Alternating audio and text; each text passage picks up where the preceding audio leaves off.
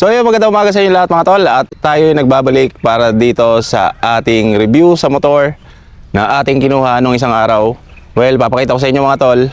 Installment lang po ito. Kung ano lang yung ating kayang kunin, dun lang muna. So yan, for the meantime. At eto mga tol, ipapakita ko sa inyo ang ating scooter. So yan po ang ating Suzuki Bergman Street 125EX. Ang meaning ng EX mga tol, yung executive class. So yan, kung makikita nyo naman sa kanyang design, syempre ito ay napaka-elegant at mukhang sosyale, no? Etong scooter na to. At ipapakita sa inyo mga tol kung ano yung idinagdag dito sa EX na Bergman Street 125. Syempre uunahin natin etong demand talaga ng karamihan, no? Walang iba kundi yung kanyang rear tire na dating 10 inches, ngayon ay ginawa ni Suzuki, ginawa niyang 12 inch. So meron siyang sukat na 100 by 90 by 12 inch. Ito ay tubeless, so napakaganda at mas stable na po yung kanyang takbo dahil ito ay ginagamit ko na ng mga ilang araw na lumilipas. At sa handling naman, napakaganda, stable, at syempre very comfortable etong motor na to. Ang side fairings, hindi rin mawawala etong kanyang emblem ng Bergman na napakaganda ng hulma. At eto may dinagdag siyang added sticker dito na EX. So yan, makikita nyo dyan na eto ay version 3 ng ating Bergman. At syempre sa kanyang accent naman, dito sa kanyang inner fairings, so meron siyang color brown. So napakaganda at talagang makikita mo yung bawat detalye dito sa loob ng kanyang fairings, no? So meron siyang color brown at talagang napakatingkad. Doon din sa isang version, sa color version niya, dalawang kulay po ito. Etong version 3, yung isa yung bronze at ito naman yung matte black. At kung mapapansin nyo sa kanyang manubela, meron din siyang color ng brown, no? At meron siyang combination dito na silver. So yan. At dito maging sa kanyang ilalim ng kanyang instrument panel, meron siyang color brown. At syempre yung kanyang instrument panel mga tol, in-upgrade na yung kanyang instrument panel, no? Mas maganda na siyang tingnan. At yung kanyang buttons, inilipat na dito sa kanyang gilid. So doon kasi sa version 1 at version 2, nandirito nakalagay yung kanyang button. So dito sa version 3, dito na po naka-install sa gilid. So ayos na ayos. So sa kanya naman upuan, yan, ganun pa rin. Ang pinagkaiba lang syempre yung kanyang seat cover na meron ng two-tone. Ito meron siyang color brown at meron din siyang tone ng black. So napaka generous ng kanyang upuan, napakalapad, napakakapal din ng kanyang cushion. Nanakit ang inyong pitan dito kapag kayo ay naglo-long rides.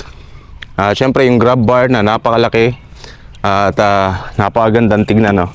Talagang nagmamatch siya dun sa kabuang disenyo na itong scooter. Features na idinagdag dito sa motor na to, syempre meron na siyang stop and start, no? Etong ating Bergman. Dun sa previous na version, yung 1 and 2, kill switch po ang naka-install dito. So dito sa ating version 3, wala na po siyang kill switch, pinalitan na po siya ng stop and start. At ang kill switch niya inilipat na dito sa ating side stand. So yan, kapag ito ay umaandar at kapag kayo ay magpa-park na, so kapag binaba mo itong side stand niya, automatic mag-shutdown yung engine. So yan po ang safety features na inilagay dito sa ating version 3 na Bergman. So dito naman sa kanyang harapan mga tol, no? Ito, mapapansin natin yung kanyang accent dito. Makikita mo to sa version 1 ng Bergman. Etong chrome na accent dito sa kanyang gilid, so ibinalik nila dito sa version 3. At talaga naman napakaganda ring tignan nitong ating chrome na accent dito sa harapan, no? Napaka-eleganteng tignan at napaka-premiado. So dito sa ating headlight, wala namang pinagbago, ganun pa rin. Meron siyang daytime running light at yung ating headlight na naka full assembly na. At dito yung ating high beam, itong dalawang to, at yung ating low beam naman nandito sa gitna. At yung ating signal light, syempre naka-bulb type pa rin, na dito naka-install sa kanyang gilid ng side fairings. So So napakaganda rin mga tol dahil napakalakas din, lalong lalo na sa gabi. Dito naman sa kanyang front fender, napakalapad, hindi pa rin binago. So ito pa rin katulad ng ating version 1 at version 2 na Bergman. At meron din siyang reflector dito sa gilid for visibility, lalong lalo na dito sa side na to. Syempre sa ating braking system, naka single piston caliper, naka disc brake. At sa ating suspension naman, syempre ganun pa rin, traditional telescopic fork. At sa harapan, yung kanyang gulong, sukat ng kanyang gulong, meron siyang 90 by 90 by 12 inch tubeless. At ang brand niya mga tol, naka MRF. So napakaganda. At dito rin sa kanyang mags, color ano na siya, para siyang bronze na kulay. At maging dun sa ating likuran. Ayun, dito naman tayo sa kanyang likuran. Ayan, eto ganito pa rin yung ating taillight, no? Kaparehas ng version 1 at version 2. At eto mga tol ay naka full assembly. At mapapansin nyo yung kanyang signal light dito sa gilid. So nakatayo siya. So iba yung ano niya, pagka-design ng kanyang signal light, nakatayo siya. Hindi siya yung patusok. At dito naman sa kanyang tail light, syempre naka fully LED. At dito meron siyang accent ng chrome, napakaganda. At dito sa ating rear fender naman, meron siyang sticker ng Suzuki at napakalapad pa rin ng ating rear fender. So iwas talsik ng putik, lalong lalo na sa ating OBR. At meron siyang plate light dito. Ito mga tol ay naka LED. At meron siyang reflector for visibility, lalong lalo na sa gabi. So sa kanyang engine naman mga tol, syempre ito ay naka 4-stroke, single cylinder, single overhead cam.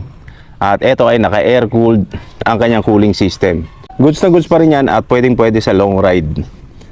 So yan, at ito yung ating engine. Mas in-upgrade na siya ng Suzuki dahil meron siyang Suzuki Eco Performance Alpha Engine, SEP Alpha.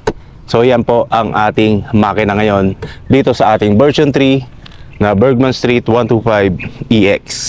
Dito naman tayo sa kanyang tambucho. Ito, meron siyang napakalapad na heat guard. Plastic po yan. At dito naman sa ating muffler tip. So plastic din po siya at meron siyang silver na kulay, no? So napakaganda. Simple lang. At yung laki ng kanyang tambucho or yung ating heat guard ay nagmamatch dito sa pagka-bulky na itong ating Bergman. Kita natin yung kanyang instrument panel. So bubuksan natin yung mga tol para makita ninyo ang bawat detalye ng kanyang instrument panel.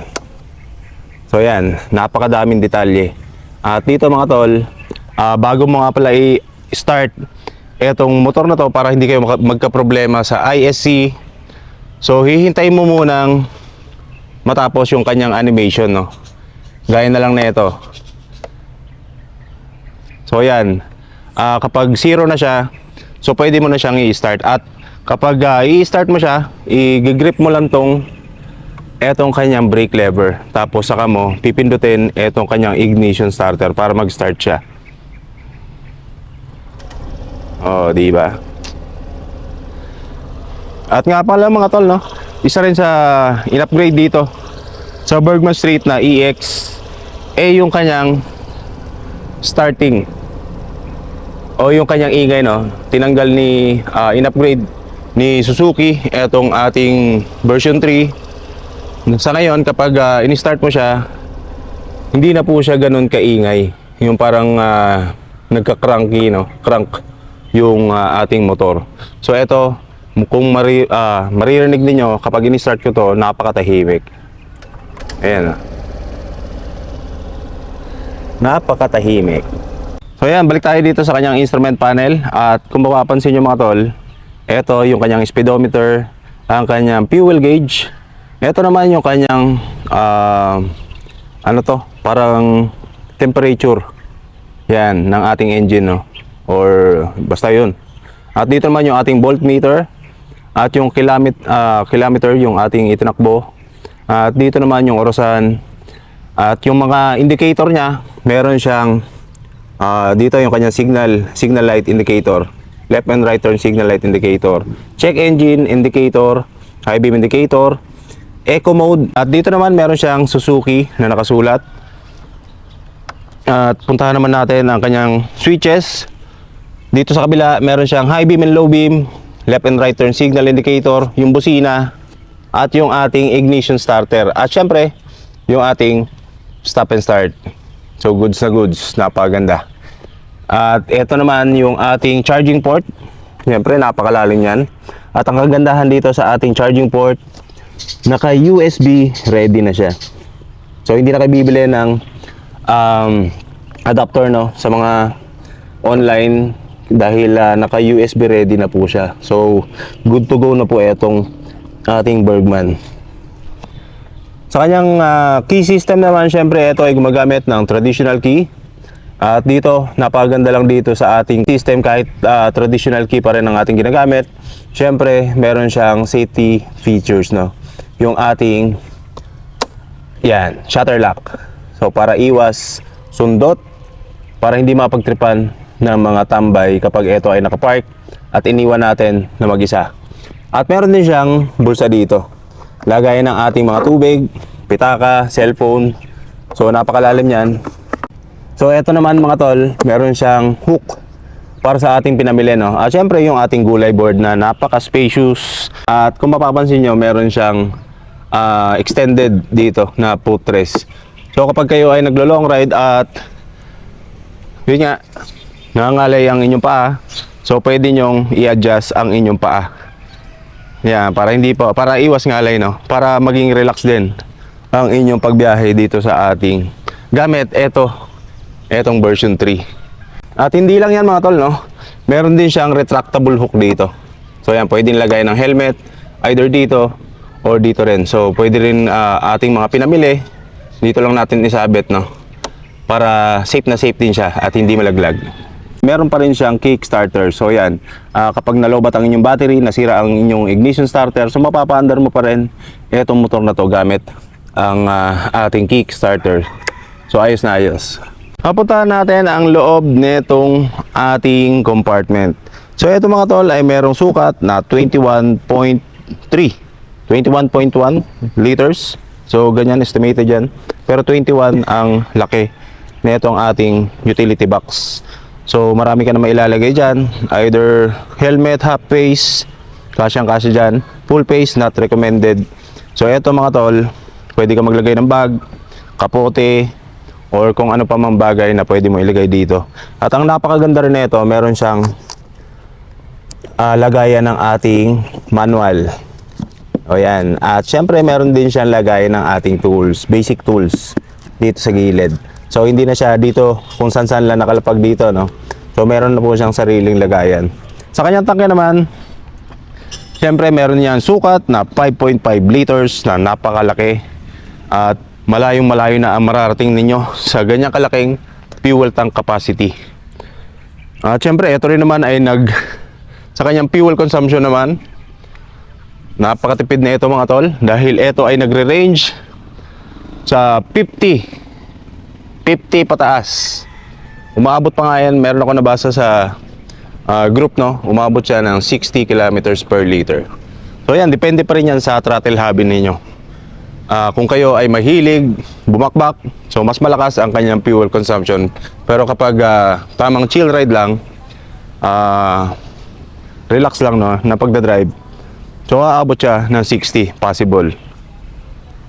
So napakatipid para sa isang napakalaking Bergman Street na 125. Sa kanyang seat height naman, syempre ito ay merong 780mm na seat height. Ito mga tol, kung ang height mo nasa around 5'6", 5'7", sigurado nakatingkayad ka dito. Dahil ako 5'10" ako, at kapag sumasakay ako dito, medyo nakatiptoe ako. Dahil yan syempre sa kapal ng kanyang upuan. At kung hindi kayo komportable, pwede mo pa rin naman siyang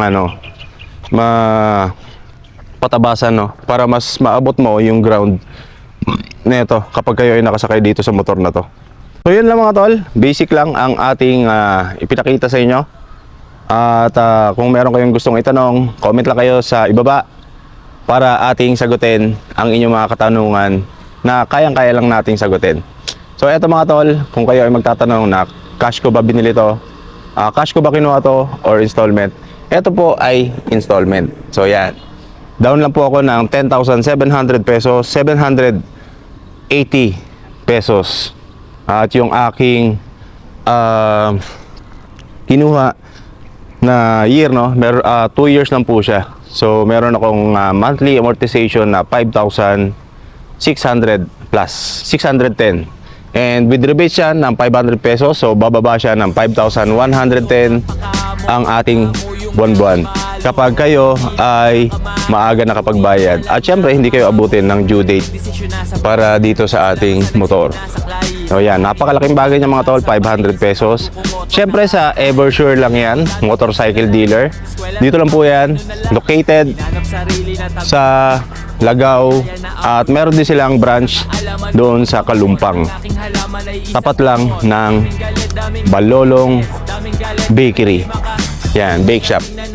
So yun lang mga tol, at kung gusto nyo mag-inquire ng exclusive lang po ang Eversure sa Kawasaki, Suzuki. At kung gusto nyo magtanong, meron po silang available doon na Raider, Suzuki Smash, Kawasaki KLX 150. Siyempre hindi rin mawawala yung ating pang negosyong motor, ang Bajaj 125, 150, 100, meron yan. Available yan sa kanila. At kung gusto nyo malaman ang presyo, comment lang po kayo sa baba para maibigay natin sa inyo. So yun lang po mga tol, at magandang umaga sa inyo lahat. Lagi po kayo mag-iingat, ride safe, peace out.